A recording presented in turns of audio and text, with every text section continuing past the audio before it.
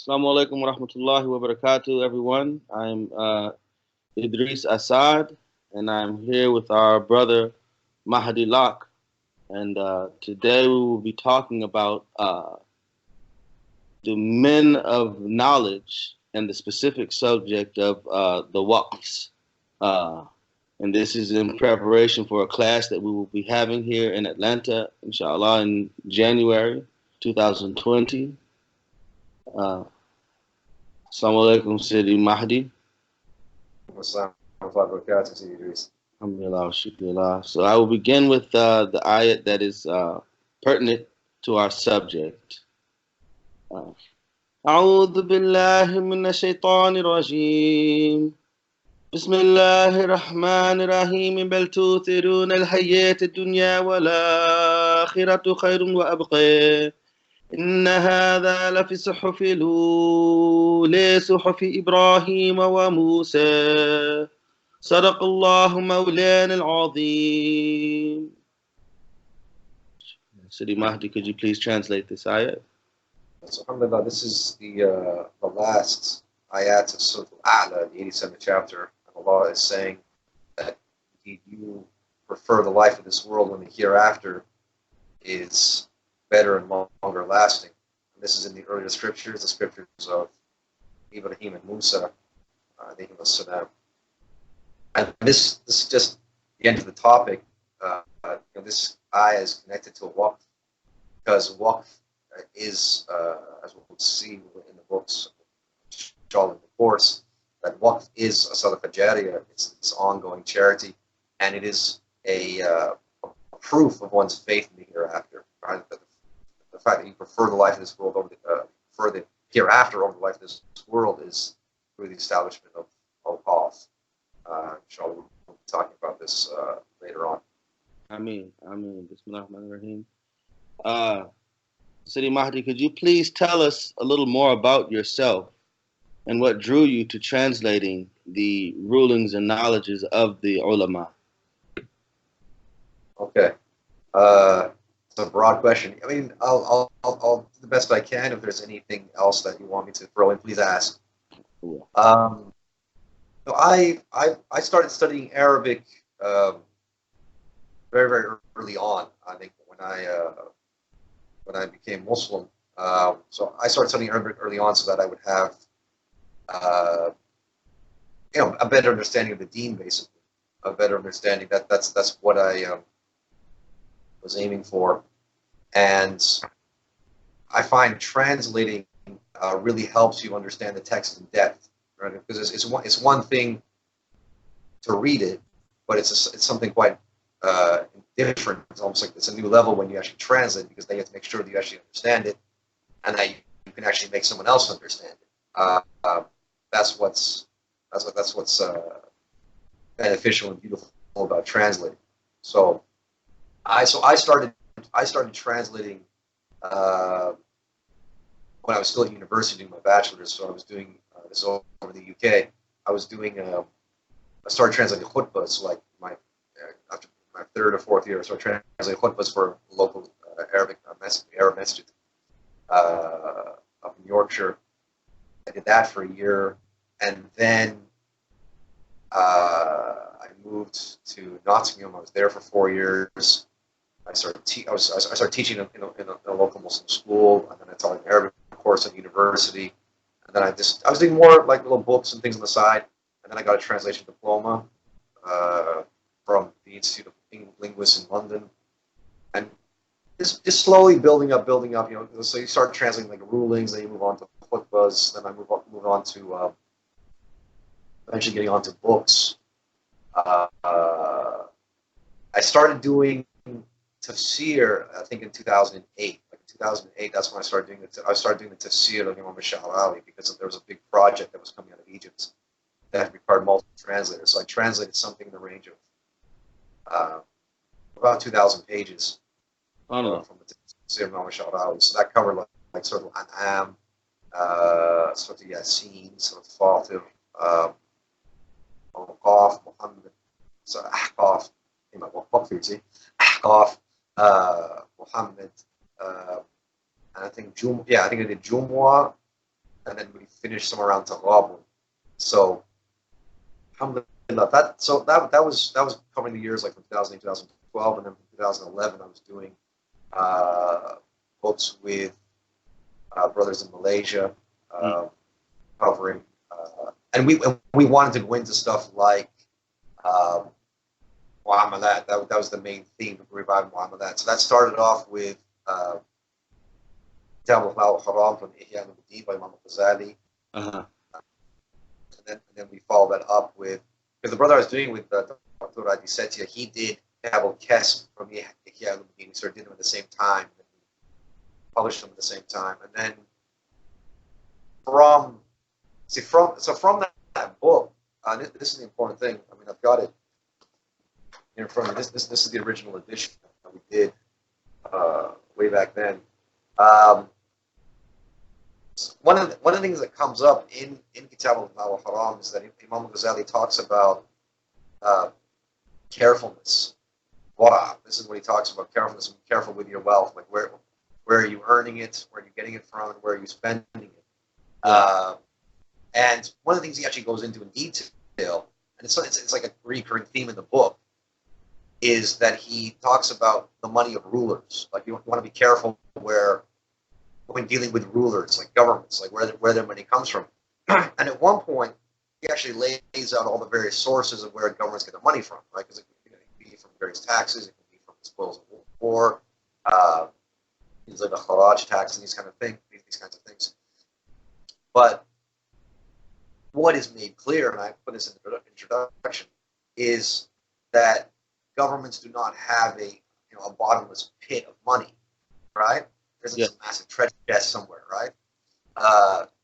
And this is something that was really relevant at the time, because I don't know if people go back to like 2008, when we had this so-called credit crunch and recession that labeled a smaller depression, so on and so forth.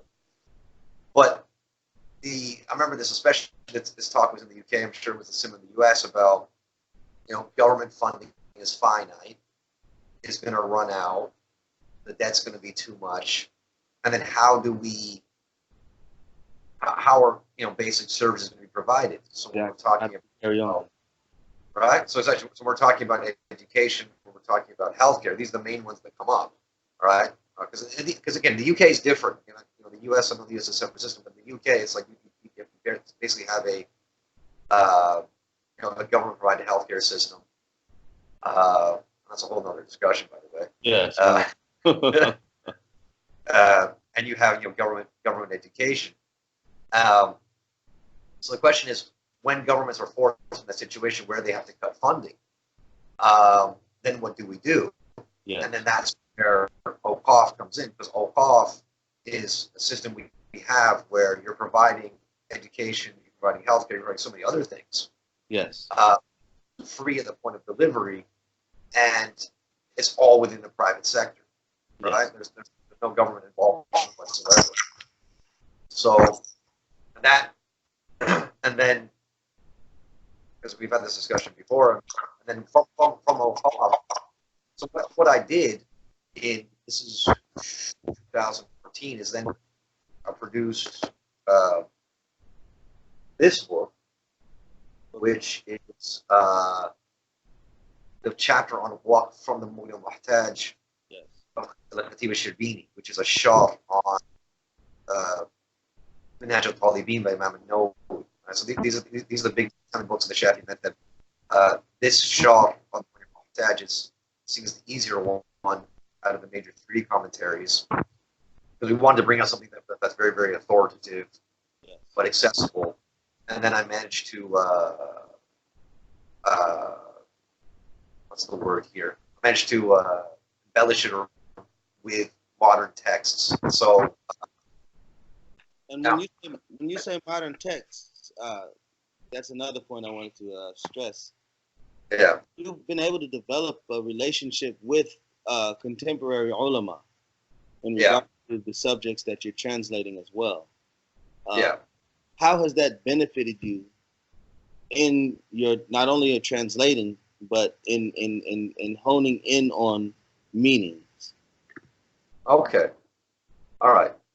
So give me a minute. There's a few things to explain. The first thing I want to just get off the bat here is, um, please don't associate me with other people who tend to do this thing with the books in the background. I didn't actually want to. A lot of people. I'm actually trying to compromise. Right? I'm not posing from a bookshelf, but I know a lot of people do this. They have this thing where they want to pose in front of a massive bookshelf and just flex. You know, and I'm not trying to do this. I don't have like an appropriate background. I don't have a lot of space here. Well, this is good. We accept that, you know, this is definitely a different angle. I enjoyed the books, but I hear I'm with you. Some people that do that, they just flex in front of their bookshelf, you know, and I don't want to come across like that. I mean, that's the first. So I'm trying to compromise. Got like some blank, nice clean wall, some books. Same but, here. but also at the same time is that, you know, with books, and this is something that I covered a long time ago. There's a book called Al-Adab al-Shar'iyya by Imam Shamsuddin al-Mufti al-Hanbali, and it's a book about etiquettes, as you tell the title. But one of the things he talks about is, when it comes to seeking knowledge, he says you're meant to be a talib al-ilm and not a talib al-qutub. You're meant to be gathering knowledge and not books. I mean, right? And then when you buy books, you have to ask yourself, like, are you actually going to be using that book, or is it just going to sit in your shelf and you're actually depriving someone else of it? I mean.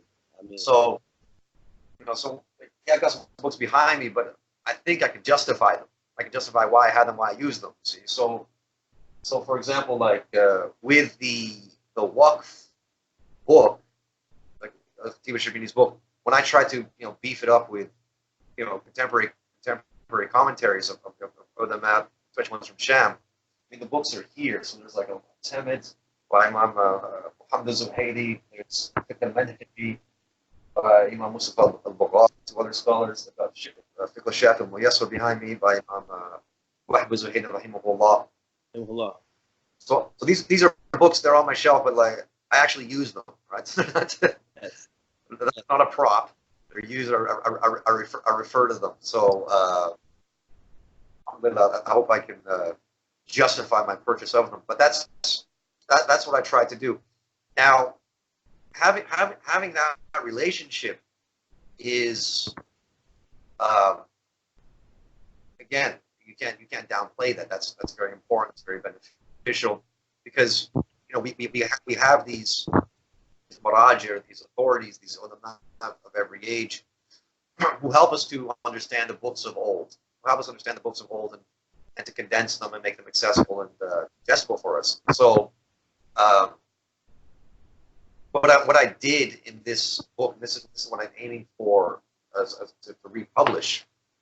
And inshallah, we can get a sort of a pre-release copy available for the course, inshallah. Right? I don't know if I can get a final edition done in time, but we can definitely get a pre-release copy that students can have access to and they can use.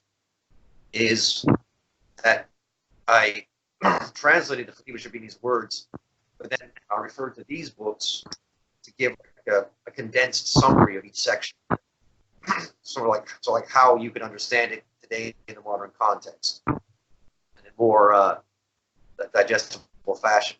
And alhamdulillah, I mean, Imam Mustafa al-Baghawi is, mashallah, he's still alive. Imam Muhammad Zuhaydi is still alive. I've also managed to get in their book, there's also a section on the Waqf from a book by Imam al-Bulti, Imam Hamza al-Bulti, he has a book called Al-Baya Fiqhiyya Mu'asira, modern contemporary fiqh issues. So I threw that in as well. All of these men are from Sham that you mentioned. They're all from Sham. They're all from Damascus. Those who are not, Sham is Damascus. We know it is Syria, but it's known in that region as Sham. Yeah, because I mean Sham. I mean, people translate English as the Levant. I mean, Sham historically is what is now modern day Syria, Palestine, Jordan, and Lebanon. Okay, that's the meaning of Sham. But interestingly enough, like if you look at Muslim history, you look at the names of certain areas and sometimes the names of certain cities. They can be sorry, it's escaping me right now. But sometimes they can be swapped around. So for example, like in English we call Morocco because of Marrakesh, Yeah. right? Yeah. But I've noticed that. So I've flown on Turkish Airlines a few times. I've noticed like with Turkish Airlines, I think if you go to, I think they refer to Morocco as Fez. Yes. One of the countries referring to as Fez because they're thinking of Fez as the capital city, Yeah. right? If you fly over Damascus, one time I flew over Syria on Turkish Airlines, and it said Sham next to Damascus. Yes. The other way around, because you're seeing Damascus as the capital. Well, I mean, I think that's interesting as well because I think I was listening to something by Gaddafi where he was exclaiming, you know, that they put borders on our land, which we used to travel freely, and they given the title of the countries. They've named the countries after regions, essentially, and districts. So it makes sense that with the different languages, it would be different because this is all the land of the Muslims. Yeah, and you can tell this kind of stuff is contrived because you know when you I remember studying this in history in high school. I mean, one of the points my teacher made to me, I had some good teachers in high school, and they made this point that you know borders between countries tend to be natural, right? So that you know a border between a country is going to be a mountain range, it's going to be a river, some sort of natural geographical feature. And then you look at the Muslim world, it's like these straight lines. Yes. You know, an exact perfect straight line between Egypt and Libya or between other countries. Like, well, how is that even possible? Like, what are they basing that on? You know, it's like people have these rumors that maybe it was just like, you know, Winston Churchill just put his arm down and just drew a line. Allah. But that's there that something's been contrived. Doesn't you know? There are none of these absolutely perfect natural borders. That doesn't exist. I mean, these are all important things because it you know, our goal is to revisit with fresh eyes the relationship with the West, the ulama in the West. I mean, excuse me, the ummah in the West, and in its historical setting, and create a bridge of understanding so that we can benefit mutually. So one of the things here in the West is that the term alim has been used very, very loosely. To the point that anyone that has done any amount of Islamic studies has been given this title. Yeah. Could you please give more of a clarity on the difference of what an alim is, and then even further a mufti and just these terms that we see? How are they generally supposed to be understood from the Arabic sources? Okay. I'm going to talk to someone really loud. It's a big question. Yeah. So, when you go to your books by ulama, this is the sound like a circular reasoning. When someone like you take like Imam an-Nawawi in Sahih Muslim, his commentary on Sahih Muslim, right? Which again, that's behind me, and yes, I use it. Okay, I translate sections from it now and then. It's also just a really, really useful reference. But when he talks about differences of opinion, and he says some ulama say this, some ulama say this, right? When he's talking about an alim, he's talking about people who have authority and people whose opinions carry weight, right? That's the general understanding. So in that case, not everyone is an alim. Not everyone who has a large amount of knowledge or a significant amount of knowledge is an alim. We're looking at people who actually their words carry weight. But at the same time, an alim, as the word suggests, because in Arabic literally means knower, someone who knows something. You're an alim of what you know. But it can be a problem when, as you were saying, that term gets gets bandied about, and you start assuming that because someone has knowledge and they're knowledgeable in something, you see them as knowledgeable, that it carries the same way, that this person is an alim. So it gets problematic when you start assuming that an imam at a masjid, at your local masjid, or a teacher at your local masjid, you might refer to as an alim, that now this person is on the same rank as like Imam Mahdi Zuhaydi or Imam Muhammad Ta'wil or something, right? It's not the same thing. It's not the same rank. This is one of these problems with terms like sheikh.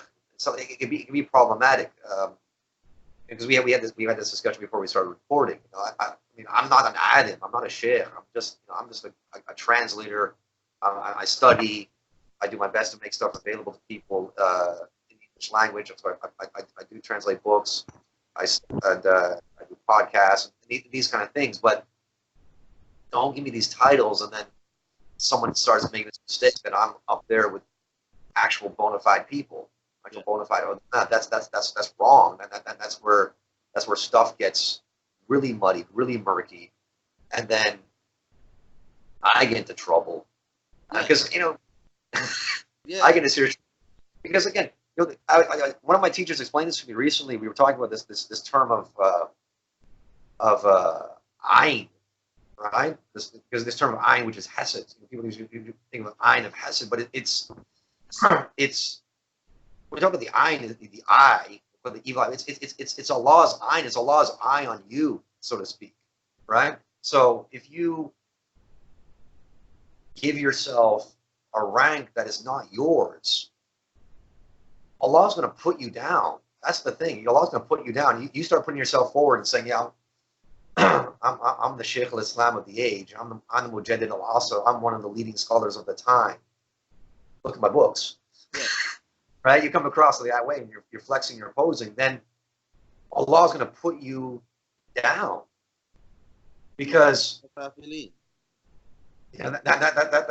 a really scary thing. So people use these kind of terms like, world-renowned scholar and all this kind of stuff, and the reality of it. You're not that. That's not who you are.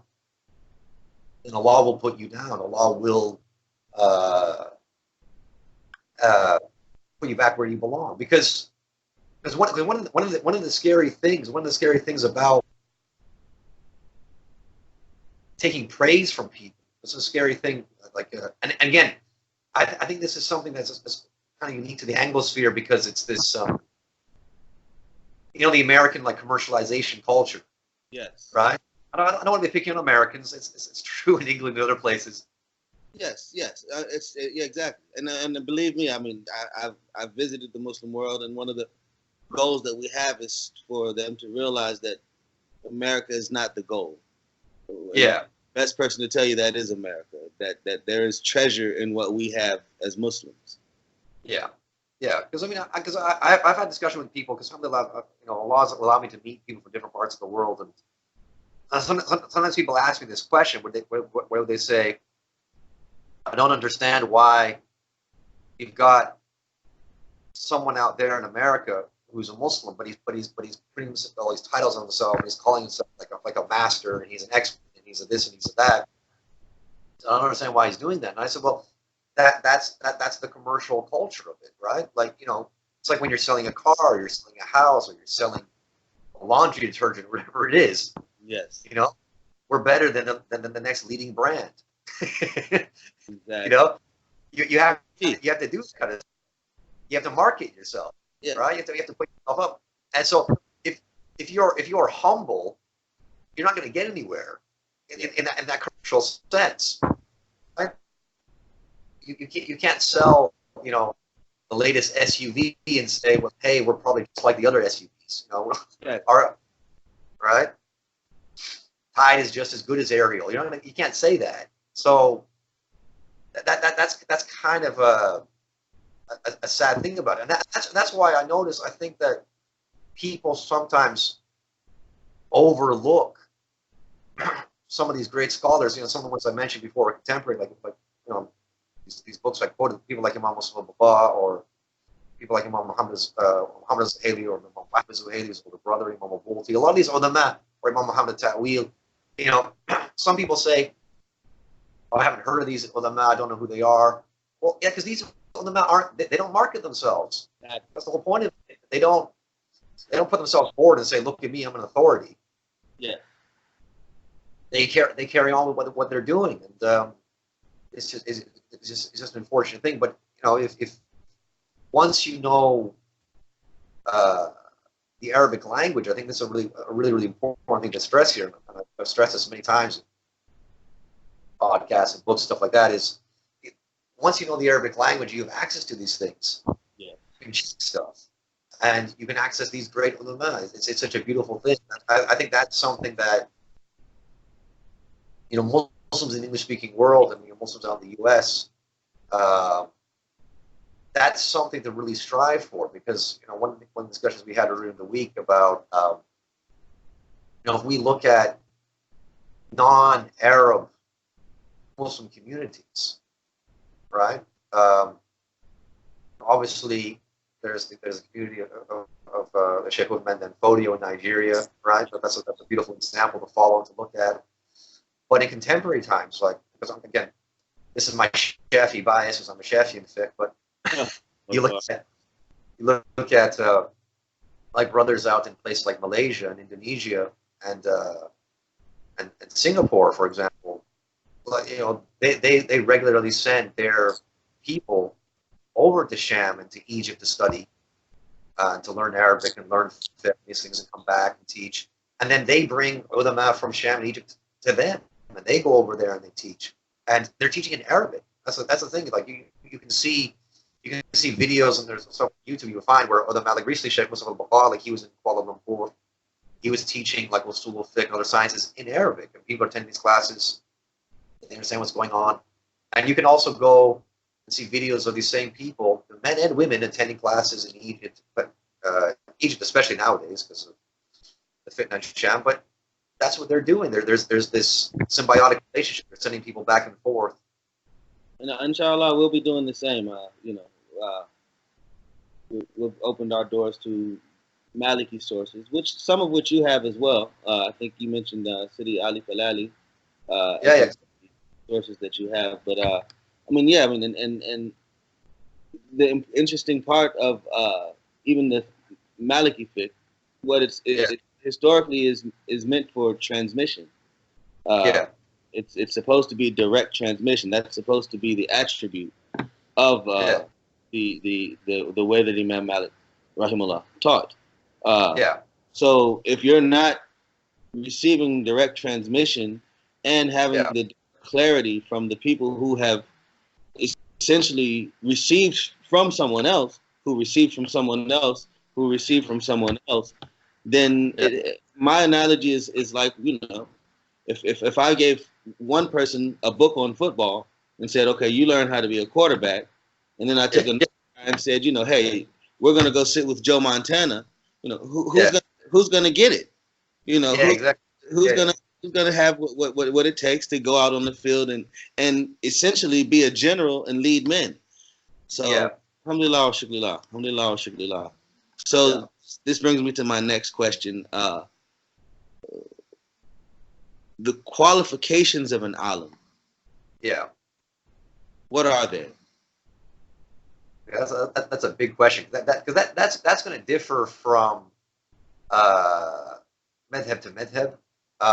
And this also ties in. It also ties in because with another book that I did, which I titled the Republication. This is Imam an-Nawawi's introduction to his Majmu'ah, which is translated. It's here. See that's the etiquettes of the scholar and the learner, the Mufti and the Mustafti. And because you just mentioned different things, and it was interesting when you sent over a few days ago a few fatwa from Muftis. It became clear to me that okay, there is an adab of how questions are even asked to a Mufti, and allow me to go a little bit. What came to my mind just naturally was that okay, so then essentially the people are supposed to have a certain level of basic knowledge of Islam. And with that basic knowledge of Islam, you should be able to handle a certain amount of things.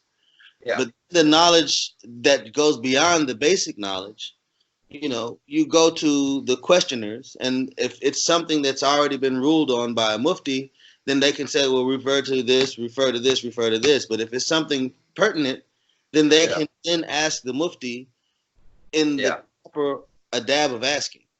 Is that what mustafti is? Yeah, the mustafti, that's the asker, right? So there's etiquettes of the mustafti, like how they're supposed to address the mufti and what kind of questions they should ask. But what you notice, I think Imam Nawawi, he puts more stress on the adab of the mufti. Like the mufti has to be careful in how he answers, because there's different levels. One of the things, again, well, there's many things in this book, but because there's levels here. There's the qadi, and there's the faqih, and there's the mufti, right? So the mufti's job overall is to answer questions. So mufti has to be very well versed in his own madhab, right? And very well versed in the different positions of the madhab. And usually this will involve memorizing certain mutun in the texts, and then knowing where the mu'tamid can differ. For example, like the Shafi madhab, like there's Ibn Hajar al-Haytami and the Shamsi al-Ramli. Those are the two main names that come up because they both have their own major commentaries on the Minhaj al-Talibin of Imam Nawawi, and they differ on lots of little issues. So mufti should know these differences, especially if it's going to make the questioner, to give some ease to the questioner. Now, further on from that, so the mufti's job, and Imam Nawawi also mentions in the book, he says, mufti really, you can break a mufti down to like 5 states, right? Because there's the independent mufti, which is essentially the mujtahid mutlaq, right? That's Imam Malik, Imam Shafi level. But within the madhab itself, you're going to have like 4 different types of mufti, and they go down in terms of levels of dependence. And this is like the different types of mujtahids. Really, we're looking at maybe the 4th stage now. That's what we're looking at, is like what exists now. Is you have muftis who gather the opinions of the school, are memorizing the madhab, and then they're answering it. They're answering people's questions. But above the mufti, if we go back to the basics understanding of like all the faqih and muftis, the muftis, the faqih is the one who's going to research new issues, right? So he's a mufti, and so he's a higher level of a mufti where he's going to research new issues and do ijtihad and come up with answers for people that come across, for issues that people come across. And then on top of that, you have the qadi, and the qadi has this authority where the qadi, when he gives a ruling, it's final, right? Exactly. Whereas a mufti is giving an opinion, right? That's one of the things that Imam Nawawi quotes, like Shurayh, the famous qadi at the time of Ali ibn Abi Talib. He says, "An aqdi wala ufti," right? He says, "I give judgment. I don't just give a fatwa. Yeah. Like my word is final." So that's a completely different level from a mufti. But yeah, to be a mufti, you have to memorize like large chunks of the madhab. You be familiar with different terms. I myself am doing research into this now, trying to get the specifics of the Shafi madhab. Inshallah, when I do, I will convey it. But I think another thing that comes across here with iftah is there has to be some intelligence as well. There's something else that goes into like a mufti has to have certain knowledge of the situation. Because a mufti has to look at the things Imam Nawawi says. A mufti has to look at the whole situation and do proper in-depth research of the whole situation, and to know the questioner's state, circumstances that they're in, and then be able to think on the matter, ponder on the matter, and then give an appropriate answer. He can't just rush with it. You're not supposed to rush and be hasty with it. You're trying to give the best answer possible. One of the examples of this intelligence he gave, I think it was Imam Abu Hanifa, who was asked by a man approached him and said he got into trouble. He said, listen, I swore, I made an oath that I would sleep with my wife in the daytime in Ramadan. Wow. right? He puts questioning Imam Abu Hanifa. What do I do? Right? So Imam Abu Hanifa's his answer, and Imam Abu Hanifa shows his brilliance. He said, travel with her. Right? Yes. That's your way out, right? I mean, like just being intelligent here. Exactly. Right? Exactly. So, and we had this discussion a few days ago. You know, for example, because I got asked this question a few years ago because I have like some of my wife's cousins are imams, mashallah. She got a few imams in her family. One of them asked me about being an imam for Taraweeh prayers, right? Being an imam for Taraweeh prayers. And he said to me, I don't get it. Someone told me that I'm not allowed to take a wage for this. Like, this is haram to take a wage because I'm being paid to pray. Like, how can I be paid to pray? Right? And I knew this was wrong, but I looked it up and I found the fatwa by Sheikh Rushdi Salim al-Qalam. He's one of the big ulama in Damascus. And he said, you're not being paid to pray. You're being paid to commit yourself to a masjid throughout the time of Ramadan to make sure you're always there. You're not going off anywhere else. It's especially the case if he's traveling from out of town, so on and so forth. Because you can't just look at it as, well, he's being paid to pray. Because no, yes, prayer. There's first of all, let's go this way. First of all, Taraweeh is not fault. Second of all, to pray in Jama'ah is not fault. Third of all, it's not sorry. He could do it at home himself. Exactly. And third of all, it's not fault to be in that particular masjid. Yes. Right. Like you have to think about the circumstances of someone that someone's in. It's the same with a lot of, like, people don't appreciate this as well with like the imam of a masjid, like Imam al-Ratib. People sit back and they think, well, this is an easy job. He just has to pray 5 times a day. I was like, no. But you're asking him to pray 5 times a day in that masjid. Just to lead the prayer in that masjid, which means that he can't go in like during the day. He always has to be asking himself, okay, if I go somewhere, will I be back in time? Right? Will I be back in time for Dhuhr? Will I be back in time for Asr? If I take my family here, if I accept a job over there in that part of town, will I be back in time? It's not that easy. People don't think about these things. Because I knew a brother, a Quran teacher, mashallah, a very knowledgeable brother in Fez, you know, and he was asked, like, by many people to be an imam of a masjid, but he's also a farmer, right? He had a farm like south of Fez, and so he just refused. He constantly refuses. I don't want to be tied down like that because I got to get to my farm. Yes. Right?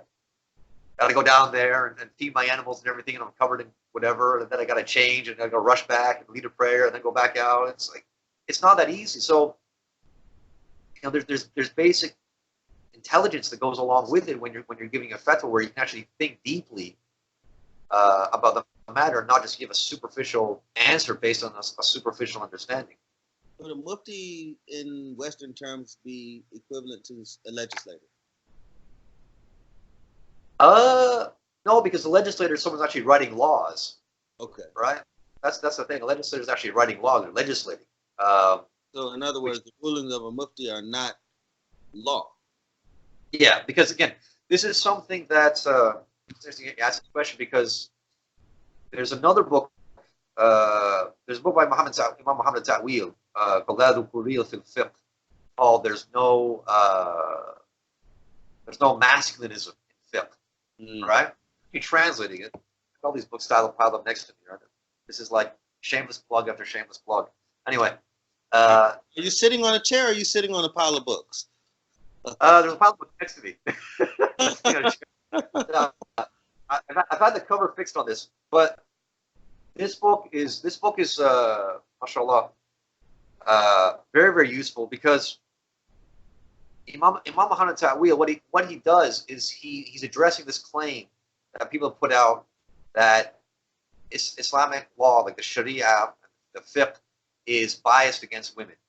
And it's biased against women because the majority of fuqaha throughout history have been men, and therefore they have written these laws to favor men.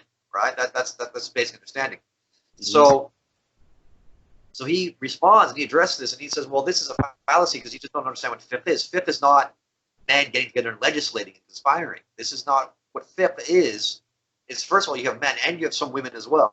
Yes. What they're doing what they're doing is they are discovering the roots through research. They're looking in the book. They're looking by the Quran. They're looking in the Sunnah. They're looking at the practice of the first generations, right? Your school, they're looking at the Amal of Medina. They're looking at these things and they're discovering the root. Right? It's like you're finding treasure in a big stack of hay or whatever it is, right?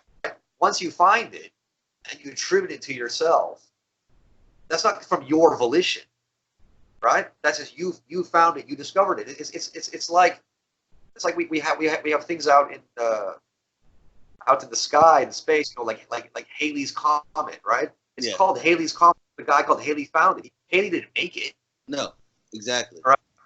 You can't blame him for it. Right? Something was wrong. He discovered it, right? There are stars, there are diseases, there are infections, right? Yes. So we can't blame the person that it's named after for their existence or attribute it or attribute it for. You see? So that's a big problem. So like they say, legislator doesn't really work because we don't have legislators. Allah is a legislator. Allah is the shari'ah. Allah is a legislator. What our fuqaha do is they discover the rule. They do their research and they discover the ruling, and it's attributed to them because they discovered it. Yes. But they didn't find it, and they didn't bring it into existence, and they didn't choose for it to be that way. It's interesting. I'm a builder, and we have to be versed in the building code. And essentially, the building code can be translated differently. So in my case, I'll have an inspection by a city inspector. And they may ask me to do something that is a variation of their interpretation of the code. My way around that is if I were to have an engineer come in and have given me his interpretation of the code and then sign off with his seal. And that overrides something that the city may say. Now, there's an adapt to the whole situation. But at the end of the day, the goal is for the structure to be sound. Yeah, exactly. And this is so. We have our own system in place, and that's what our fuqaha are. So they're not legislators. But again, this is the beautiful thing about fiqh is that it's not this Nuremberg rally type thing where everything is one way or the highway. It's all like we all have to agree on one thing. And these differences of opinion can go down to like basic linguistic differences. I mean, even if you take, like, say, Surah Al-Ma'idah, ayah 6, the ayah of wudu, right? Salati focus on wujuhukum. When you sit down for prayer, you wash your faces and you wash your arms into the elbows. When you go into those linguistic differences, we differ in the madhabs about, do you have to have taratib? Is that fard? Like the face, the hands, the head, the feet. Does it have to be in that order? Or is that a fard or is that a sunnah? Is it obligatory or is it recommended? Right? And people will argue. I think for the Hanafis, they'll say no, it's merely sunnah, because if it were a fard, Allah would have said fa between each action, or He would have said thumma, right? Like this, He would have said that. The Shafis would say, well, no, it is fard because Allah says, you wash your face, you wash your hands or your arms, your elbows, then you wipe your head, and then you wash your feet, right? So the Shafis will say, well, why would Allah say wash, wipe, wash, and not just wash these, wipe this? Oh, obviously, wiping is mentioned in the middle because of taratib. Allah is trying to show you that there's an order. Yeah. They're there. It's there in the language. It's perfectly valid. Like you're saying before about the building code, it's how you interpret it. And then we differ over what's called muwala, like does it have to be in immediate succession, right? Like, for example, can you wash your face, let it dry, and then come back and do your hands, let it dry? Can you do that, right? I think for the Shafis, yes. The Shafis say, that's permissible, it's valid because again, Allah has not said fa or thumma between the actions. I think for the Malikis, you have to do it. You can't let it dry. Can't let it dry. Yeah. Yeah. See? So it's all based on a time limit with the Malikis. Yeah. I remember when one of my teachers said that to me. We were in a fiqh class. He said, you could watch your wudu. You could wash your face, go off, read a book, back, carry on with your hands, go read a book, wipe your head, go back to your studies, come back, finish your feet. You could, right? As long as you're not breaking it in the middle, you're not invalidating it in the middle. It's a valid wudu. Yes. Again, that's just looking at one eye on the Quran, and you're getting all. Yes. With us, any intention that you make that's different than the intention that you started breaks the intention. So your intention is to make wudu, then you finish making wudu before you say, okay, well, let me go read a book, because that's a different intention. Yeah. Interesting. So I think we're probably coming back and making separate intentions, because I think it's another difference between the Malikis and the Shafis about some, because we make an intention every night for Ramadan. Yes. Right? Whereas you make an intention for the whole month. The whole month. Yeah. Yes. So you're one giant act of worship. We're seeing it as 30 or 29. Allah. And alhamdulillah, shukrillah. This is the wonderful reality of the deen. Alhamdulillah, shukrillah. So then this brings me to, what is the difference between a true alim and a charlatan, so to speak? Okay. So you're asking this question. Yeah. So I think, and this is something, because I wrote a book a couple of years ago, the big step, and I go into these issues about the angles here. I won't put it up on screen. Let's stop the plugs. It's probably too big to put up. That's why. Right. Well, I've talked about this book on so many other videos and stuff. But now, one of the things, I think there's two things to look at. I think number one is the fact that out in the Anglosphere, when I mean the English-speaking world, yes, because the average Muslim does not have access to Arabic, right? This is the normal case. That most average Muslims don't have access to Arabic, and therefore they can't necessarily check someone. That ability to check someone, go back to the sources and look. I think people can be easily impressed, right? And people can easily taken.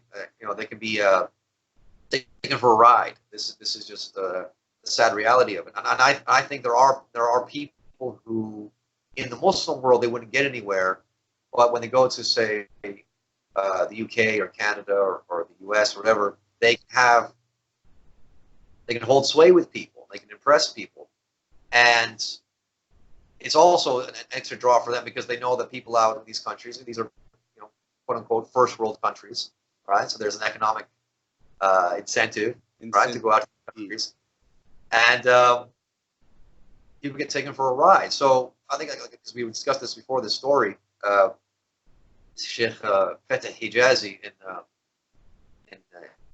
Assad, in Egypt, right? One of the great scholars over there. He's mainly a grammar teacher, and he tells the story, because this is in his he uses these online classes that he taught. The recordings of his classes in Al-Azhar, teaching the Ajrumiyya in grammar, the Tufta Siniya, by Sheikh Muhyiddin Abdul Hamid. He's teaching this shop, and he talked about the kaf of tashbih, right? People don't know this. This is like when you talk about like Omar Ali, right? Like Omar is like Ali, or so forth. So he gave this example of he said there was a student at Al-Azhar, right? Not a graduate. So he's not a graduate like a bona fide faqih or a mufti at that point. He's just a student of knowledge, and he took time out from the course, like after completing a few years, and then he went to the States. He went to the U.S. And then in the U.S. he became the big shot, right? He became like, he was Sheikh al-Islam, he was Mujaddid al-Asr, he was all these amazing things, titles, right? He's on flyer. We're all gathering up. We're ready to go see him. He just got that's hard. Yeah, right. Exactly. So he's this big deal, and and they shower him with gifts, they give him a house and a car and all this kind of stuff. And then, like a year or so later, he goes back. He goes back to Egypt, and back in Cairo, back in Al-Azhar, and he's just being treated normally again, right? So, and he finds this weird, right? Because he's used to all this attention and fame, and now he's just Nobody. So he goes to his one of his sheikhs at Al-Azhar and says, I don't get it. Like in America, I was the big sheikh, I was the big imam, and now it's like I'm nothing. And the sheikh says, and this is the Arabic expression, this is the main point about this kaf of tashbih. He says, he says, when you were in America, you were like a candle in a dark room. Right? That's what you were. You were a candle in a dark room. Yes. But he said here in Egypt, and especially in Cairo and Al-Azhar, and the kashamatin bain shumus, right? You're like a candle in the presence of suns. Right? He said, idin anta tashay. Therefore you are nothing. You are nothing. SubhanAllah. That illustrates, that story illustrates that huge difference, right? That obviously the Muslim heartlands in places like the Qadawiyyin, Al-Azhar, Damascus, there are all these great ulama present and they're teaching and they're active and so forth. And, you're just a student of knowledge. You go out to the US or the UK or these other countries, to people like that, you will be a big deal, right? Because you're this candle in a dark room.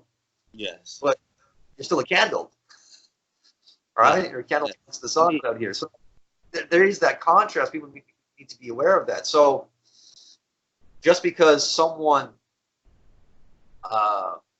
is more knowledgeable, relatively speaking, like in the U.S. or the U.K., whatever, that doesn't mean they're right up there on the real world stage, right? When we're talking about the the Muslim world. So people get like I said earlier before, like you start using this word sheikh and imam for everyone, people start thinking that there's some sort of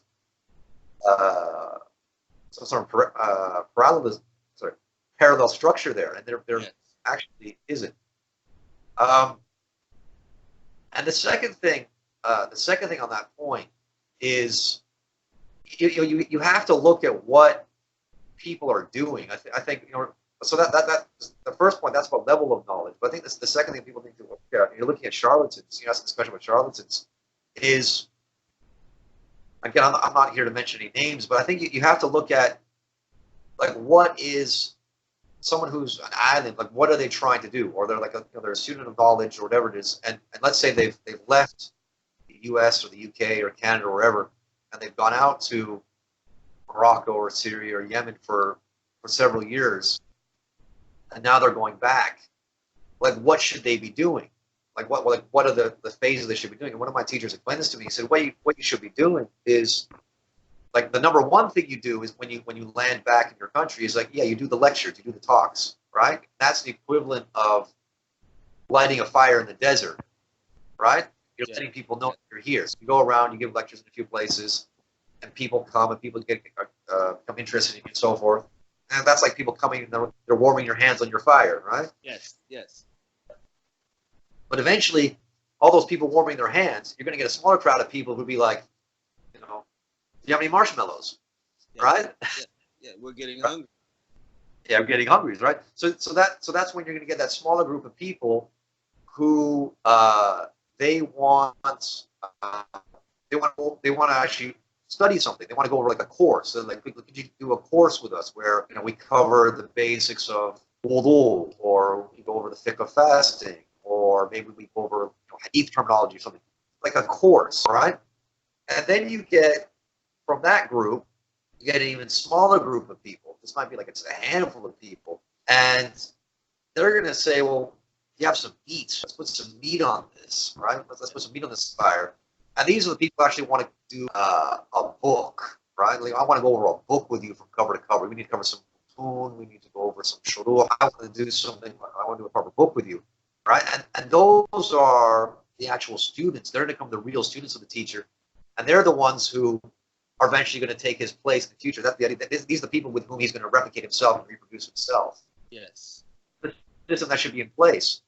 So when you look at people who spend a lot of time abroad, or maybe they're from the Muslim world, and then they come back to the US or the UK, or whatever it is, and it's like, wait, you've been back for 20, 30 years. You're still on the speaker tour. Exactly. Where are your students? How come you're not reproducing yourself? How come you're not replicating yourself? you're still doing these talks and going on, collecting your honorariums and these kind of things. And that raises questions. And also on the flip side, you also get people who, when these same teachers, when they talk about their own teachers, it can be really, really exaggerated, because in that example I gave you of the analogy of the desert, is a teacher should be defined as someone who you've actually read a book with from cover to cover. That's what a teacher is. It's someone that you've actually read a book with from cover to cover. You spent time with them. You were with them in the masjid. You were with them in their house.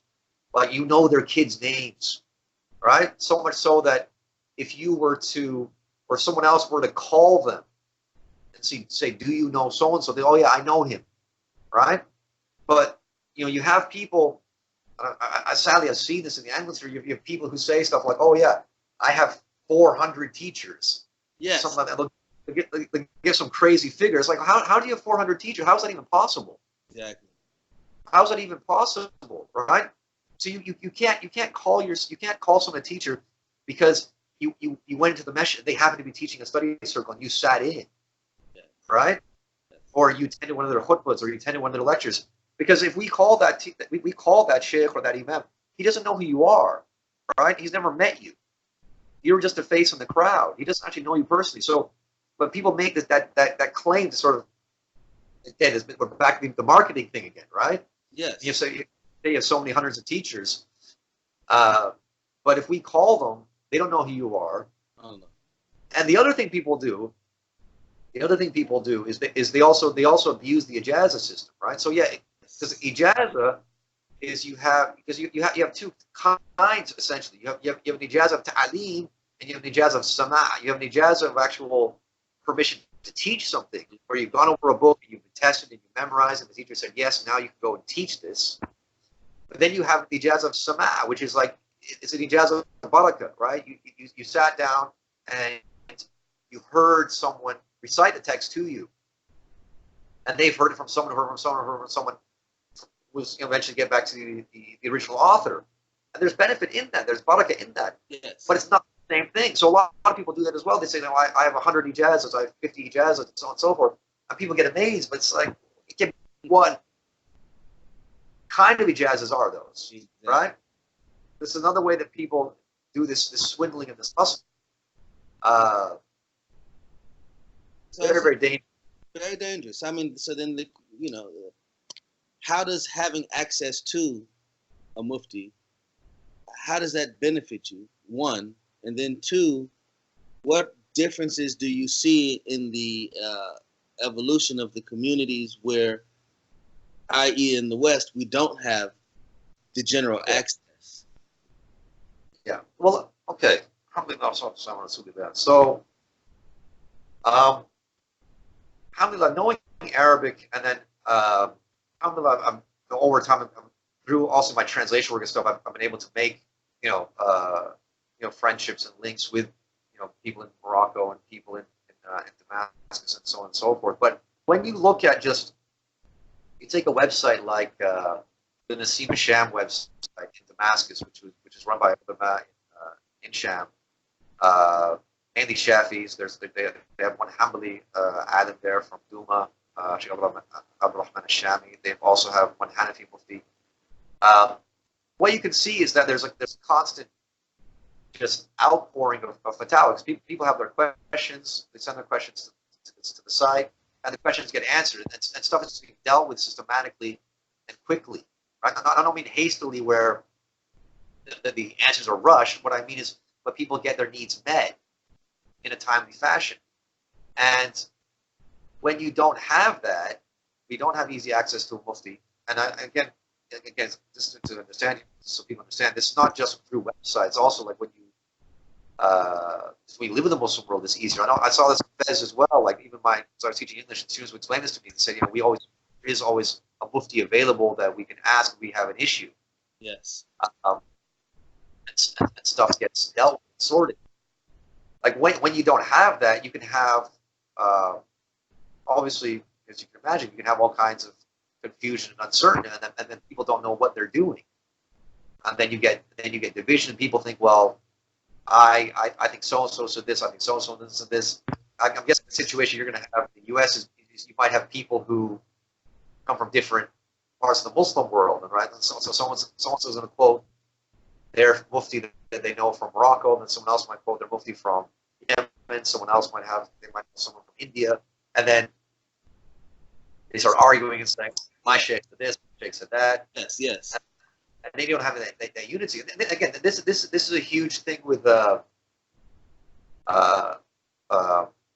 I think the most common example I can think of where there's fitness, especially in the case of the UK, is like moon sighting, for example. Yes. Yeah, like when do we start Ramadan? When is Eid? Right? And so I was like, well, Sheikh so-and-so said this, Sheikh so-and-so said this. Well, the moon was seen in Saudi Arabia. Well, the moon was seen in Morocco. Well, the moon was seen in Pakistan. And then you don't have any sort of authority structure set where you are, where these issues can be dealt with. So these things are really important, and it's important to have. Going back to what we said earlier, I think it's really important where you have that symbiotic relationship where you're sending local people from your community, you're sending them over to the Muslim world. In your case, the Maliki, places like Morocco or Mauritania, wherever, and they're studying, and then they're coming back and sharing the knowledge, and then you're able to bring people over from Morocco at the same time, these other places, to teach your people. Yeah. Because this is how a lot of these issues get resolved. Yeah. And one of the things that we were talking about previously as well,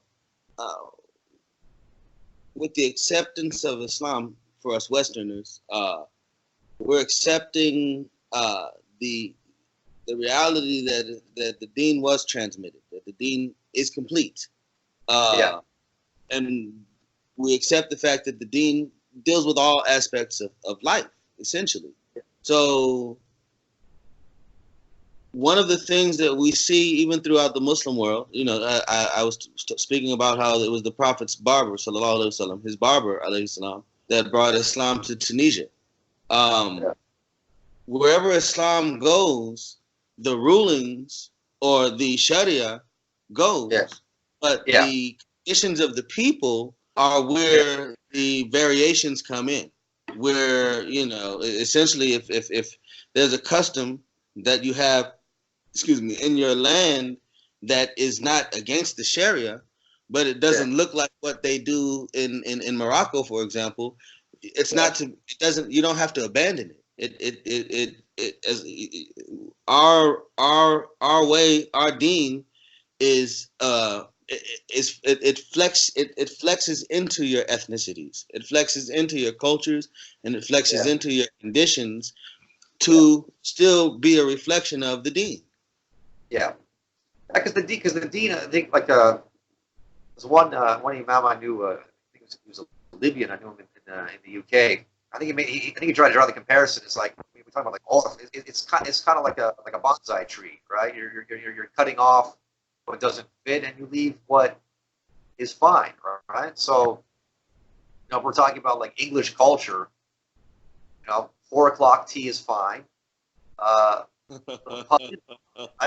Yes, that tea is important.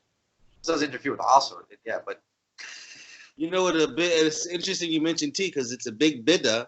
I was in England. It's a big bid'ah that when you stir the tea, for the spoon to hit the walls of the cup. If you can't stir without hitting the cup, you can get in trouble there.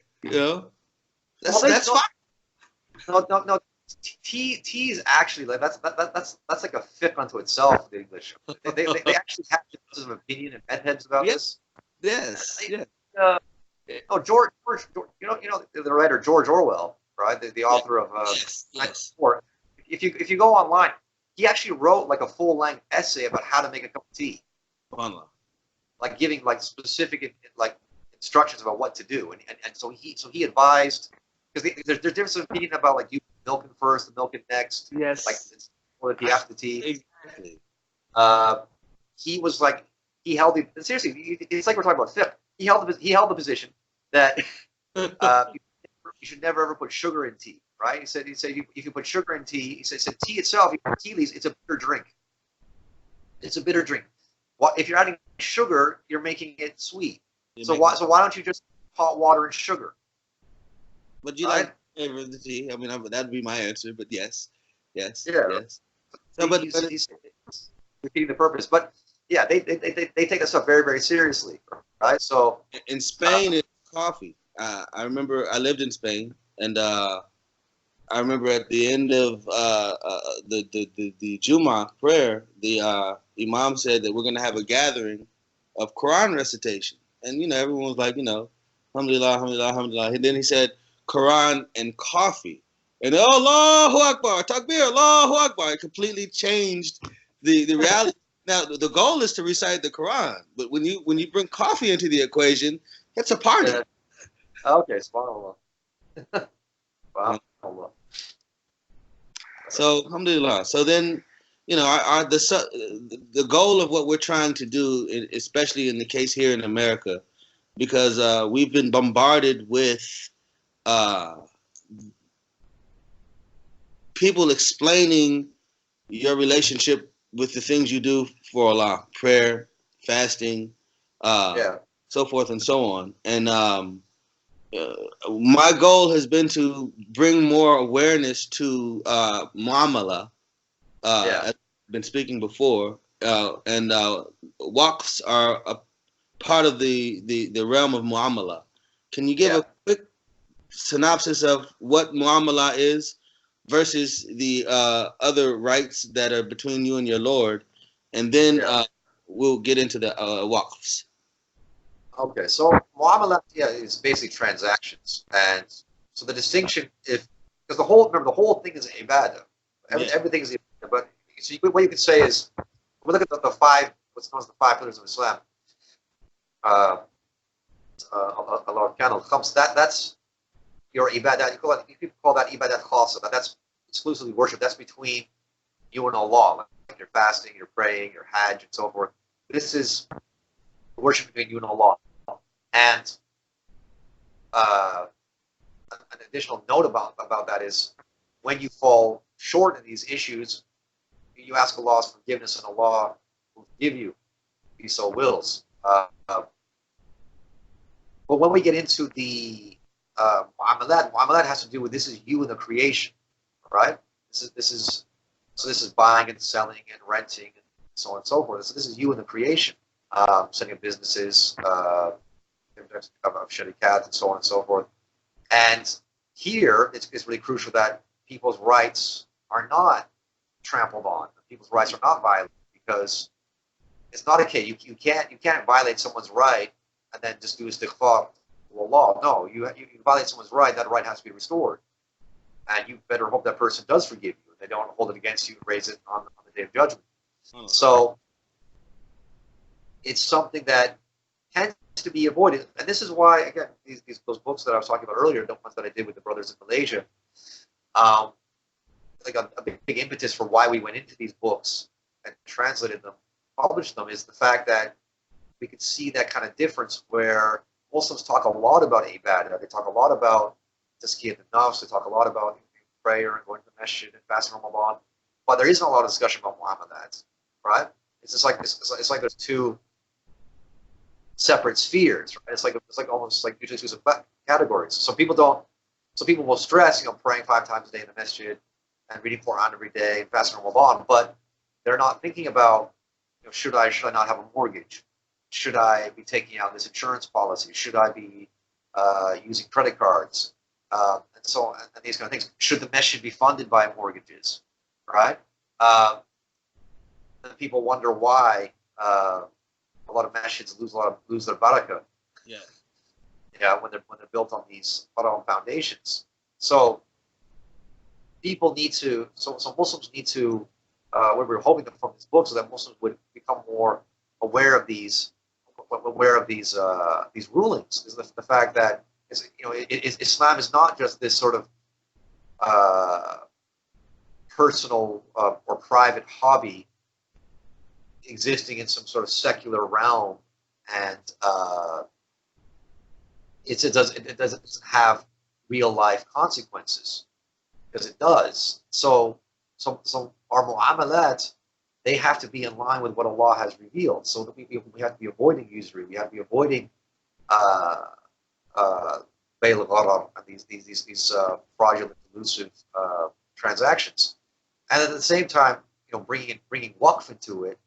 Like I said earlier, Waqf is a means of getting these services like education, healthcare, and other services, because it's really unlimited, funded from the private sector and not being dependent on the government. This is a really key thing. But then, how relevant? Well, first of all, what is a waqf, and how relevant are they today? Okay, so a waqf, I mean, the term in English is an endowment. I don't know. I can't say to what extent this is like there's like synonymous between an endowment in the American system, the British system, and then like a waqf in Islam. But a waqf in Islam basically is when you're setting aside property. You're setting aside property that is going to be for the benefit of a certain group of people or a certain individual in perpetuity. So, if I take like a small example, I could take a mushaf, right? I could take a mushaf, take a Quran as a mushaf, and I say this mushaf is for the benefit of the people at masjid such and such for perpetuity, right? So what that means is that mushaf is no longer my property. Okay, now when we talk about property, there's two ways to understand property, right? You have, in Arabic we call it, there's ayn and there's manfa, right? There's the actual article itself, and then there's the use of it, or what they call in English the use of fruit. So if I let's say if I rent a car from you, Idris, if I rent a car from you, right? You are sahib al-ayn. You own the actual thing itself. I own the use of it, right? That's how we own it. That's how this ownership is divided, right? So what that means is, because I only own the manfa, I don't own the ayn, I can't sell the car. Yes. Right? I can't rent it out to someone else, right? Unless maybe you give me special permission to do so. I can't put it in my will for my inheritance. I can't do that kind of stuff, right? But at the same time, you can't use it, right? Because I'm the one who owns the use, Yes. right? All right. This same thing applies to houses. Because I remember one time I was in this odd situation where I was visiting some Muslim brothers. This is when I was at University of Leeds. I was visiting some Muslim brothers. I was spending the day at their house, and then like in the afternoon, we all felt sleepy, so we just took like a nap after qaylula. We took like a qaylula, like a nap after dhuhr. Mm-hmm. We're just like lying down in the house. We're just like lying down in one of the rooms, and I got woken up. I wake up. I heard some noise in the room. I wake up. And there's like two men in the room, right? My first thought is like intruders, right? And it's not that. It's actually a landlord and an electrician, right? So I wake up. I'm like, what the, and the landlord's like, oh yeah, it's my house, And I'm like, yeah, it's your house. You own it, but you can't just barge in like that. Like that, no. Well, You can't just barge in like that, because it's the same sort of thing, man. It's like if I'm renting a car from you, I don't want to look out the window and just see you in the car. Like, that's my car, man. Let me come inside the glove compartment while we're there. Yeah. Yeah. So that's the difference. So why I mentioned this is that when you give something as a waqf, right? When you make, like, whether you give us a mushaf, whether you set up a masjid, the masjid's a waqf, or it's a hotel, or whatever it is. The sahib al-ayn is now Allah, right? Which is it's a really fascinating thing when you think about it, because obviously Allah owns everything, right? Obviously Allah is Mahdi kulli shay. Allah owns everything, obviously, right? But it's like now Allah is entering into the contract. So that book, or whatever it is, the mushaf, that is now Allah's property. It's sahib al-ayn. You can't take it back now. You can't take it back. That's it.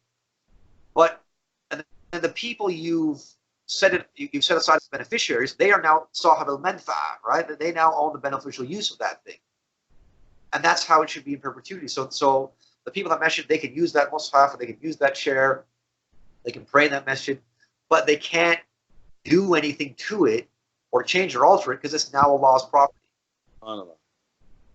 See, so that's how it's that's how it works out, and that's why. So when you set it up, because it just reminds me of like a question. It's in the Waqf book as well. Inshallah, the brothers and sisters go to read it when the book comes out, the new edition comes out. Like someone asked one of the muftis at Damascus this question. Someone said, "I donated." The question was this: the brother says, "I donated a whole bunch of books to the masjid, right? Like fiqh and tafsir and things to the masjid, and I put them on the shelf and I made them for the benefit of the Muslims there." And he says, now, it's been quite some time, like maybe several months, and he says, "No one's reading them." Right? He said, "No one's reading them. No one's using them. I don't see anyone teaching or anything." So he said, "Can I take them back?" That's yeah. I said, "Can I take them back?" And the mufti said, "No, because it's Allah's property now." I mean. You give it to Allah's property now, and he said, if they're not being read today, inshallah, they'll be read tomorrow, right? And if you want to read them, you can still read them because you're part of the you're included amongst the beneficiaries, because if the beneficiaries are the people of that masjid, that includes you, so you can still go and read them yourself. But no, you can't take them back. That's not your property. Allah. And this is all in the goal of the Sadaqah Jariyah, which is something. Yeah. Yes. Okay, so this is the so like if you look at the books of fiqh, I'm speaking from the Shafi Madhab, but they mentioned the hadith, the Sahih hadith about when the son of the children of Adam, when he passed away, 3 things are cut off. So everything's cut off except for 3 things. Yes. They say Sadaqah Jariyah, like knowledge that's benefited from, and waladun salih yad'u lahu, and he leaves behind a righteous child that prays for him. And our ulama will say Sadaqah Jariyah is Waqf, right? That ongoing charity is Waqf, and that's what you want to set up, and that's going to be a source of ongoing, perpetual reward for you, inshallah, long after you've left this world and gone back to Allah. So historically, how has the Waqf had its effect on the growth of communities? Yeah. Okay, so shameless plug. This is the other book I mentioned. The section for the Waqf book. I published this back in the summer. Who published this book? I'm sorry. This is online publishing, Lulu. Okay. Lulu.com. Okay. Right. No, So I was looking for a plug of a guy named Mahdi. So yeah. Oh, yeah. Yeah. Okay. Yeah. So there he is. Okay. Inshallah. So this is from the book Min Wara'i Hadaratina by Imam. By Mustafa Sibai. Dr. Mustafa Sibai. Now he's a Syrian, passed away in the 1960s, but he wrote a large book called Min Wara'i Hadaratina, which is like the wonders or the splendid, brilliant things of our civilization. And I translated 3 chapters from there, which deal with Waqf in general. There's Waqf, and then he looks at educational institutions, and he looks at also medical institutions. And what he shows is that Muslims were setting up stuff from the private sector, and what that means is that Muslims are receiving these services free of charge. So for example, this is what you could do.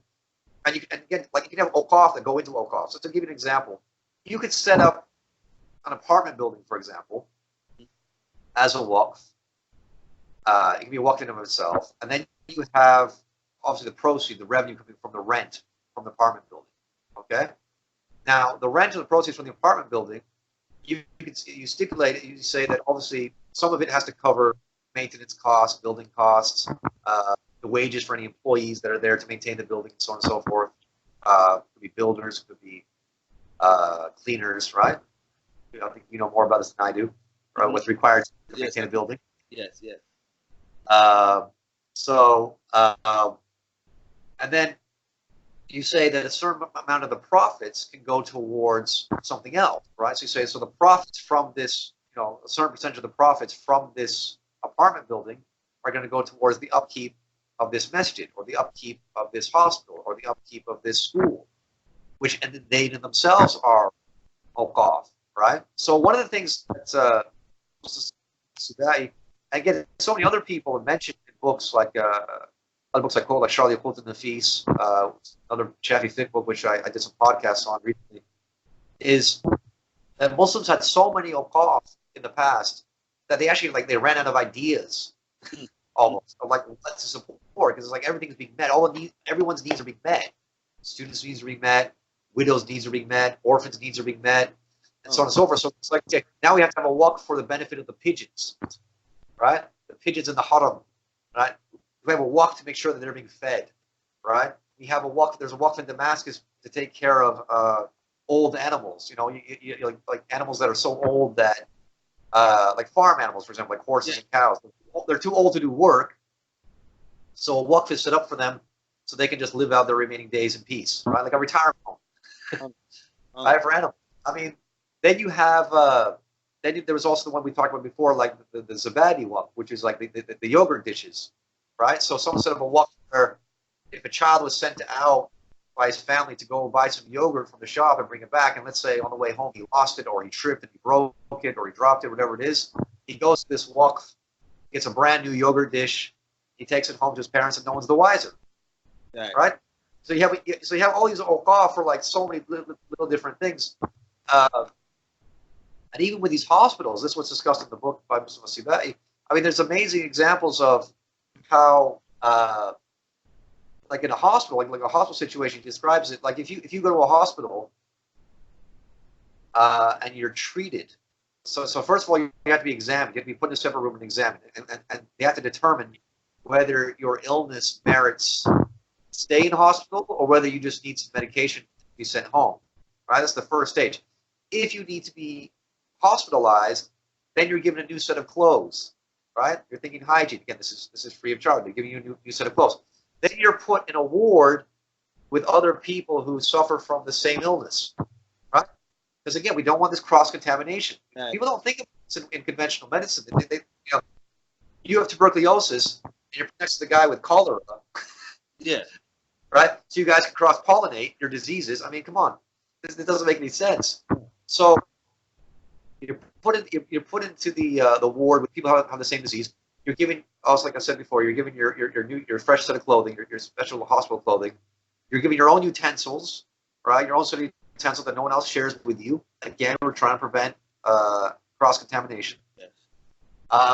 And then when you leave hospital, this is coming from another waqf that supports the hospital, is you're given your wages for the days you missed. Right? This is a normal thing in Cairo, in Marrakesh, Damascus, Baghdad. You be given wages to make up the days you missed, and sometimes they give you a few extra days' wages so that you can just go home and rest, not rush back to work. So essentially, a few key points. You could take a business and you can have a portion of your profits of your business go toward a specific thing. And that is a waqf itself. Yes. Then the specific thing, let's say you create, is a school. Yeah. And, you either purchase a building or so forth and so on with the proceeds, or however it's set up. Yeah. This continuous business goes towards, let's say, the actual ownership of the school, or the building being made available. But now you have the teachers, and the teachers need to be paid, for example, for their profession. A waqf is set up separately for maintaining the teachers through some source. Or it can be part of the original waqf. Like let's say you actually make the school a waqf, and then you stipulate in what's called the waqfiyya, the waqf document. You stipulate how much everyone's supposed to be paid. And again, this is really, really important because this ties into sound money. Yes. Right? Yes. So this is why the wages should be stipulated in gold and silver, in dirhams and dinars, because you stipulate it in dollars or pounds or whatever, that value is not going to last. Yeah. Right? Yeah. I mean, it's so interesting you say that, because here in America, you know, used to be that before the revolution, the women's revolution, that the man was typically the one that went out and had to earn the wages to take care of the family. Yeah. So by this token, there are less men than women. So the workforce was not as big as it is now, which that the worker was a higher quality commodity, and so they had to be paid enough for them to be able to take care of their family at home. Yeah. What happened when women went into the workforce? Well, now you've doubled, tripled, or even quadrupled the workforce, and so the commodity is not as valuable anymore. So essentially, now it takes two people to maintain one household. Yeah. So now, were those wages to be stipulated? Because of course now you were making $30,000 a year, let's say back in the '60s, but that was enough to take care of your family. Now you've got two people making $60,000 because you have to make over $100,000 a year now to support a family. So you've got two people making at least $60,000 a year, and at that point you're considered able to at least live a certain quality of life. Yet, if you were to weigh these wages against the gold and the silver, you would see that you're actually making less money now than you were in the '60s to do the same thing. Yeah. Yeah, it's because the money's not even based on. I think I shared that earlier today. I shared that there's a new House bill in the U.S. They're discussing like equating, trying to go back to equating a dollar with a standard weight of gold, and the note below said the dollar's actually lost, was it 30% of its purchasing power since the year 2000? Yes. Right. So it's a terrific situation. So because I remember that's one of the things, one of the first things I thought about when I first came across Waqf like years ago. There's a concept of where you could stipulate a wage for someone in perpetuity, and the first thing that comes to mind is, well, you can't do that with dollars, right? Because that way it has to be set up. It has to be set in gold and silver, because that's what's going to stand the test of time. Not these fiat currencies. And so, to me, you have the concept of you have given property back to Allah for the benefit of creation. Gives a completely new meaning to being a caliph in the earth. Yeah. Two,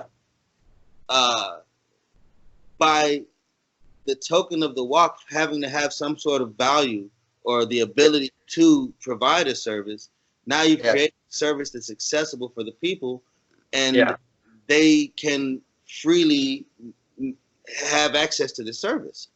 Yeah. The service typically has some sort of benefit, some sort of nafi' for the people. Exactly. So now you're in a position where the community is building itself, and every attribute that becomes a necessity, someone has the freedom to create a waqf or to create some sort of muamala that deals with it.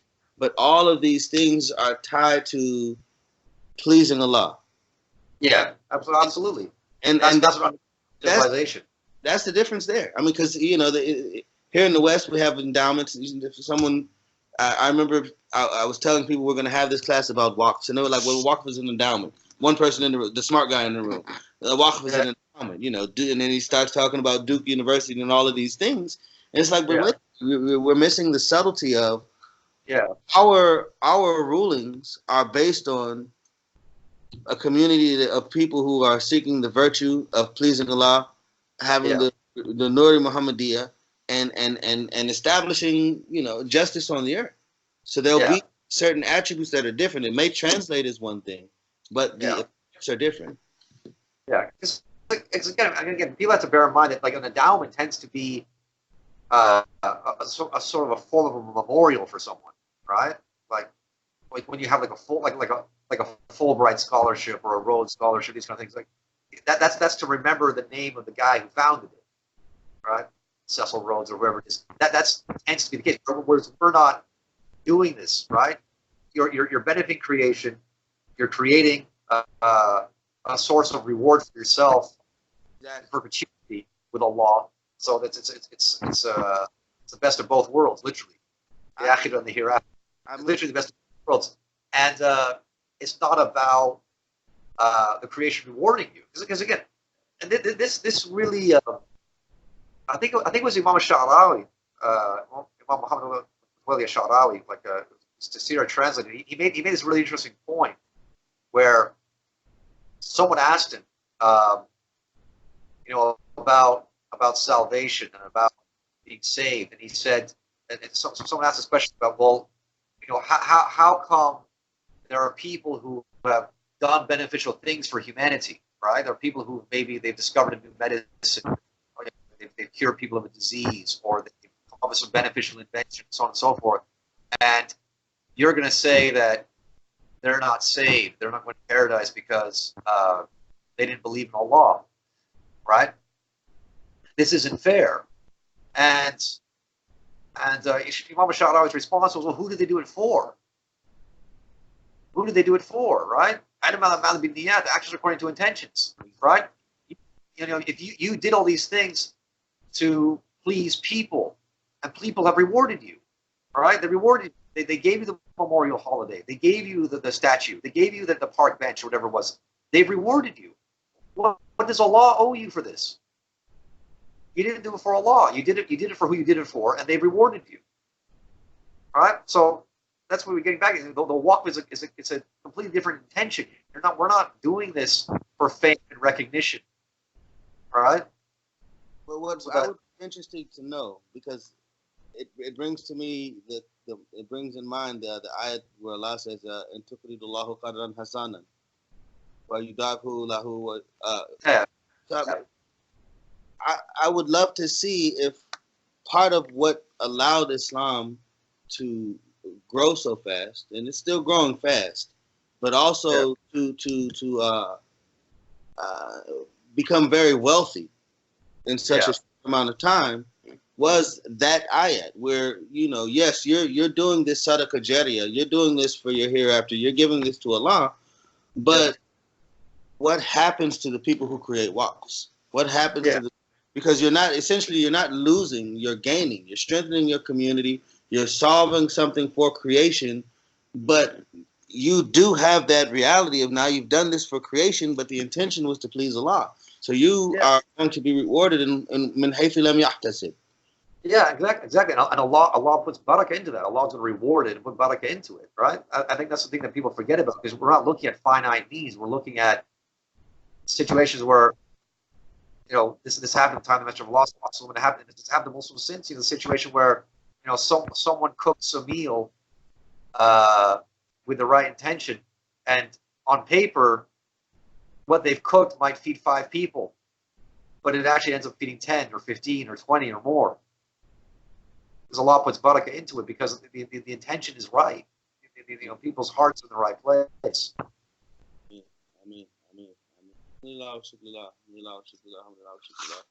So, I think this is a good beginning for us, and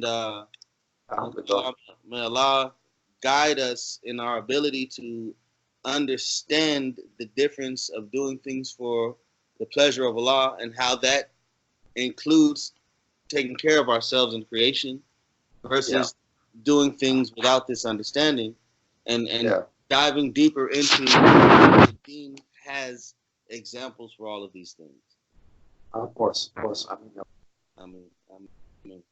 So, alhamdulillah, thank you very much for your time, and Allah, we look forward to going further in other subjects, and inshallah.